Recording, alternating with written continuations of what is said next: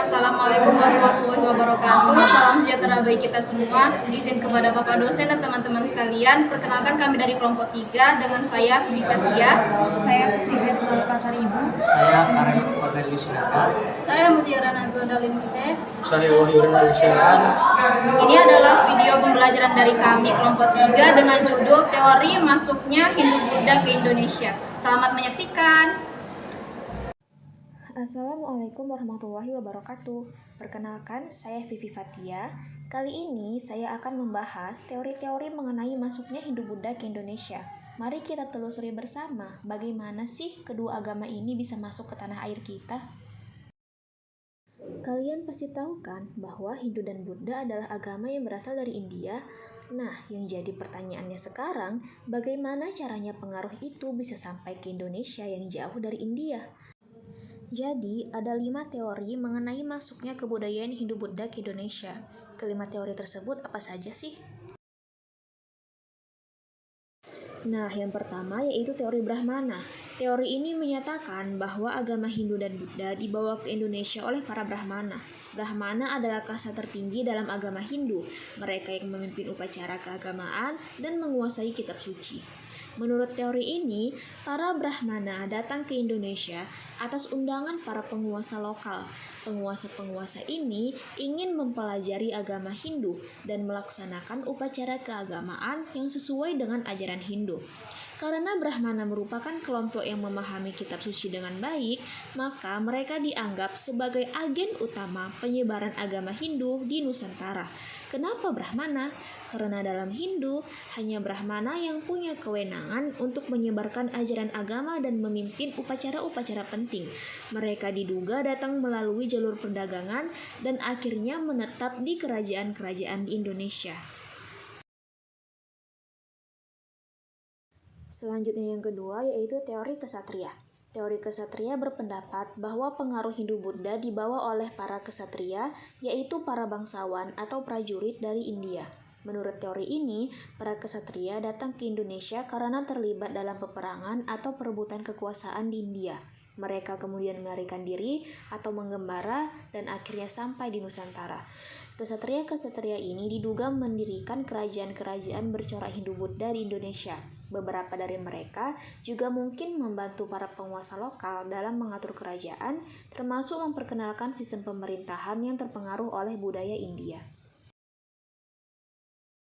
Yang ketiga yaitu teori Vaishya. Berbeda dari teori sebelumnya, teori Vaishya berpendapat bahwa pengaruh Hindu-Buddha dibawa oleh pedagang-pedagang India yang berasal dari kasta Vaishya. Kalian tahu kan bahwa Nusantara sejak dulu sudah menjadi jalur perdagangan yang ramai. Para pedagang dari India ini diduga membawa pengaruh budaya dan agama Hindu-Buddha saat berdagang di Indonesia. Mereka memperkenalkan agama dan budaya ini kepada masyarakat setempat, terutama di daerah-daerah pesisir. Seiring waktu, para pedagang ini tidak hanya membawa barang dagangan, tapi juga budaya, termasuk kepercayaan Hindu-Buddha. Nah, selanjutnya ada teori yang menarik lagi, namanya teori arus balik. Menurut teori ini, pengaruh Hindu-Buddha masuk ke Indonesia bukan hanya dibawa oleh orang India, tetapi juga oleh orang-orang Indonesia sendiri yang pergi belajar ke India. Mereka kembali ke Nusantara setelah mempelajari ajaran Hindu-Buddha di sana. Jadi, ada kelompok orang Indonesia yang tertarik untuk mendalami agama dan budaya di India, kemudian mereka pulang membawa ajaran tersebut ke Nusantara. Mereka inilah yang kemudian menyebarkan pengaruh Hindu-Buddha di kerajaan-kerajaan di Indonesia. Nah, yang terakhir yaitu teori Sudra. Teori ini menyatakan bahwa kasta Sudra juga turut berperan dalam penyebaran pengaruh Hindu-Buddha. Kasta Sudra adalah kasta terendah dalam sistem kasta Hindu, dan menurut teori ini, mereka mungkin datang ke Nusantara sebagai tenaga kerja, budak, atau pengungsi. Meskipun mereka dari kasta rendah, mereka tetap membawa serta budaya dan kepercayaan Hindu-Buddha ke Nusantara.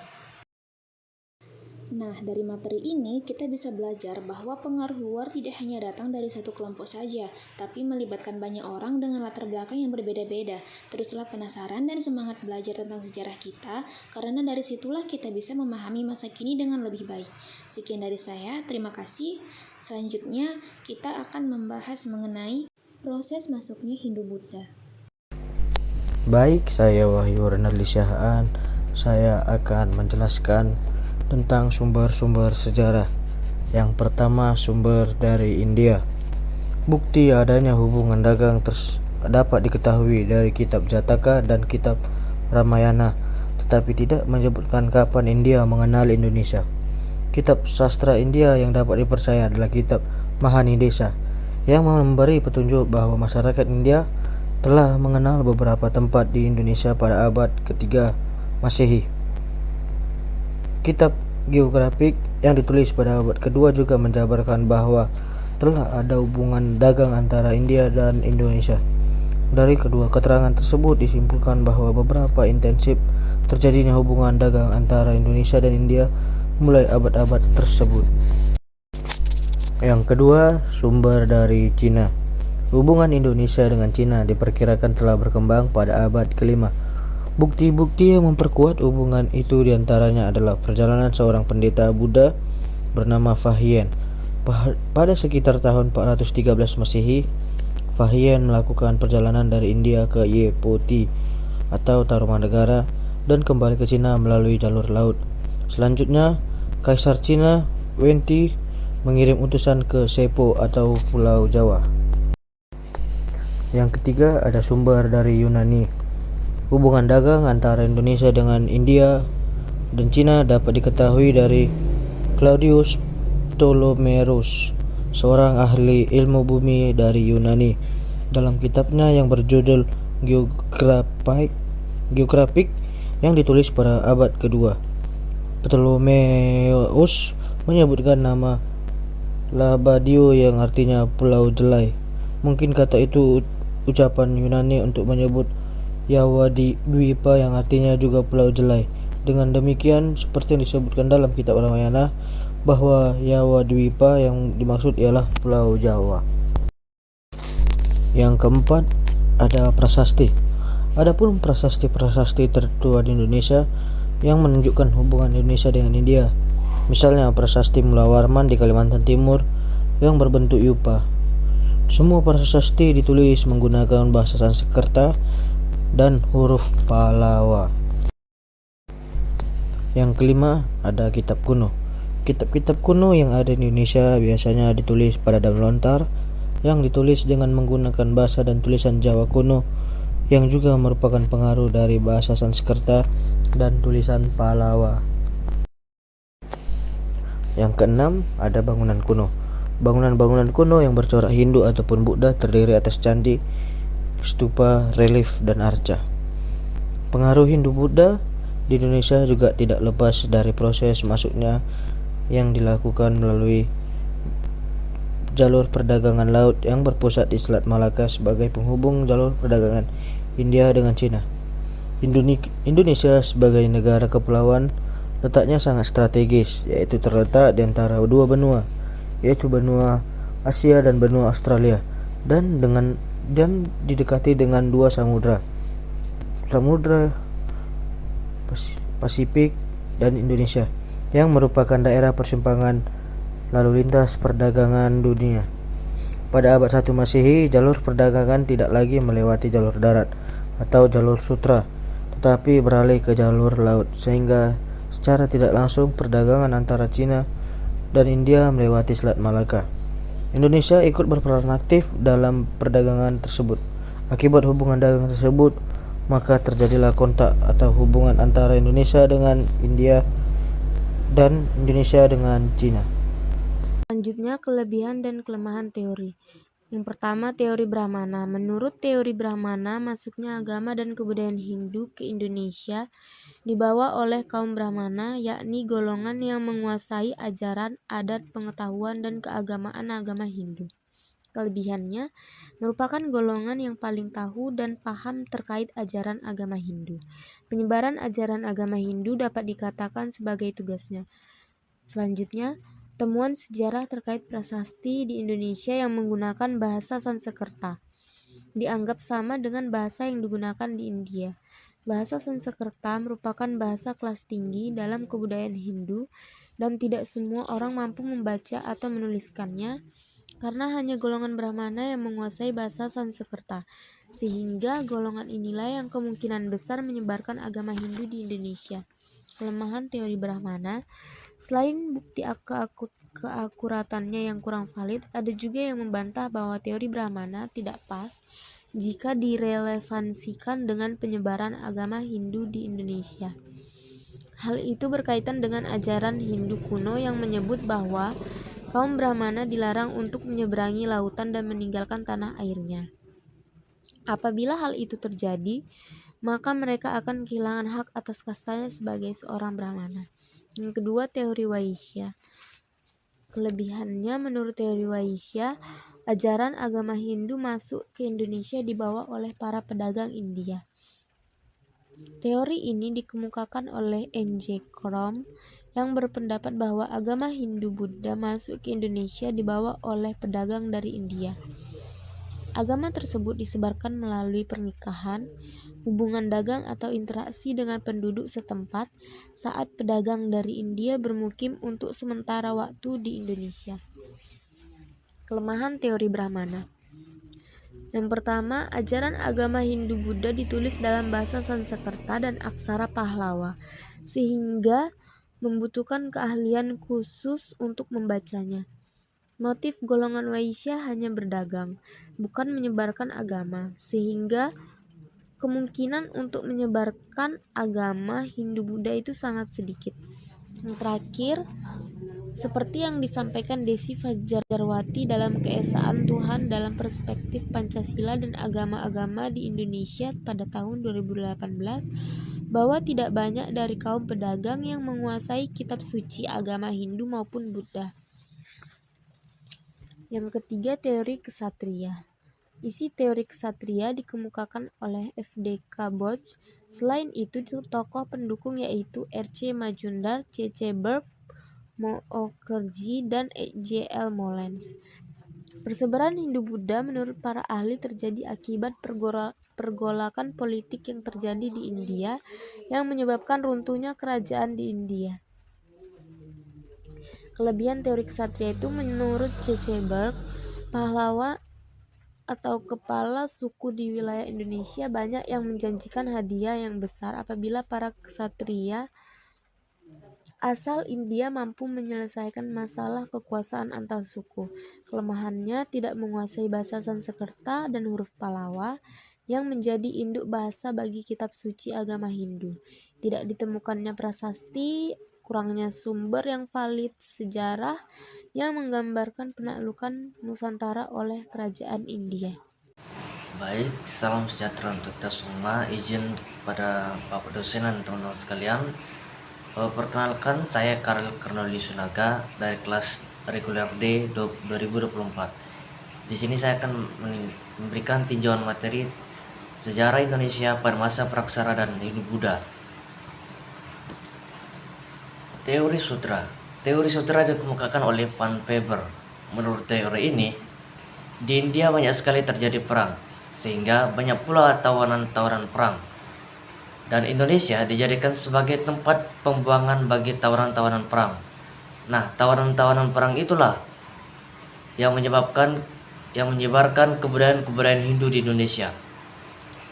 Sementara itu, orang berkasta Sudra yang berada pada kasta terendah di India tidak jarang dianggap sebagai orang-orang buangan, sehingga mereka meninggalkan daerahnya dan pergi ke daerah lain, bahkan keluar ke India hingga ke Indonesia, supaya mereka mendapatkan kedudukan yang lebih layak dan lebih dihargai. Kelebihan dan kekurangan teori Sudra. Kelebihan teori Sudra. Masyarakat berkasta Sudra mudah diterima oleh masyarakat Indonesia dan lebih akrab dengan masyarakat sehingga memudahkan untuk komunikasi. B. Kelemahan teori Sudra. Teori Sudra memiliki kelemahan. Yang pasti, golongan Sudra tidak memahami bahasa Sanskerta dan huruf ajaran-ajaran Hindu. Ajaran-ajaran Hindu dan bahasa Sanskerta hanya diberikan kepada kaum Brahmana. Sebenarnya tujuan utama golongan Sudra ini adalah mencari penghidupan yang layak dan mudah dihargai, sehingga jika mereka ke tempat lain hanya untuk mewujudkan tujuan utama mereka dan bukan untuk menyebarkan agama Hindu. Kasta Sudra tidak memiliki ilmu pengetahuan atau pendidikan. Nah, biasanya jika ada budak, maka ada tuannya. Maka jika pastilah ada kasta yang lebih tinggi daripada sudra yang membawa kasta sudra ke negara Indonesia. Saya Mutiara Nazla Dalimunte. Di sini saya akan menjelaskan kondisi masyarakat Indonesia setelah masuknya pengaruh Hindu-Buddha. Pengaruh Hindu-Buddha di Indonesia telah menyebabkan perubahan kondisi masyarakat Indonesia pada masa itu. Pengaruhnya yang umum dapat berupa bidang sosial, politik atau pemerintahan, budaya, dan juga pendidikan.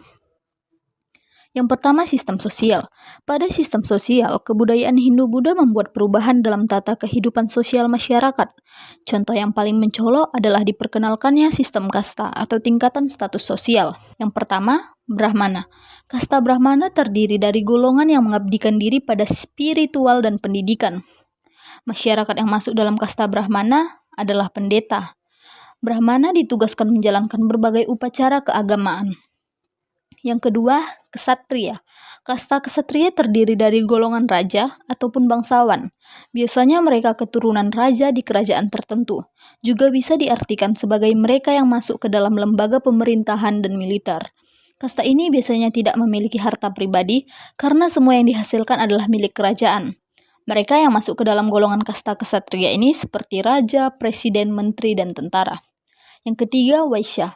Pada umumnya, kasta Waisya ini terdiri dari golongan pedagang atau mereka yang punya pekerjaan. Selain pedagang, masyarakat yang masuk ke dalam kasta ini seperti petani, nelayan, dan lain sebagainya. Yang keempat, Sudra. Sudra merupakan golongan kasta yang paling rendah. Kasta Sudra terdiri dari rakyat biasa. Keturunan ini tidak memiliki gelar kebangsawan. Yang kedua, sistem politik dan pemerintahan. Sebelum masuknya pengaruh budaya Hindu-Buddha, pemerintahan di Indonesia berlangsung secara demokratis, yaitu untuk menentukan seorang pemimpin atau kepala suku dilakukan melalui pemilihan. Setelah masuknya budaya Hindu-Buddha, dikenal sistem pemerintahan kerajaan yang tidak lagi dipilih secara demokratis, tetapi secara turun-temurun. Namun, dalam perkembangannya, sifat pemerintahan demokratis tetap menampakkan kembali ciri khasnya. Yang ketiga, sistem budaya. Setelah masuknya pengaruh Hindu-Buddha ke Indonesia, terjadi proses perpaduan antara budaya lokal dengan unsur-unsur budaya dari India. Proses akulturasi ini tampak jelas dalam berbagai aspek budaya, seperti bangunan, seni rupa atau ukir, dan seni sastra atau aksara. Perpaduan ini menciptakan bentuk-bentuk baru yang kaya akan simbolisme, estetika, dan nilai-nilai spiritual yang mewakili harmonisasi dua kebudayaan besar. 4. Sistem pendidikan. Karena menganut sistem kasta, maka pendidikan pada masa Hindu-Buddha di setiap kasta berbeda-beda juga pengajarannya. Pendidikan para Brahmana merupakan pendidikan khusus bagi para calon Brahmana yang akan mengurusi masalah keagamaan. Para kaum Brahmana menjadikan anak keturunannya sebagai generasi penerusnya. Lalu, pendidikan untuk kaum Ksatria dilakukan untuk membekali masalah keagamaan sekaligus masalah kebangsawanan. Apabila merupakan keturunan raja, akan diberikan pendidikan tentang kepemimpinan. Pada kelompok Waisya, mereka juga akan belajar tentang perdagangan dari orang tuanya.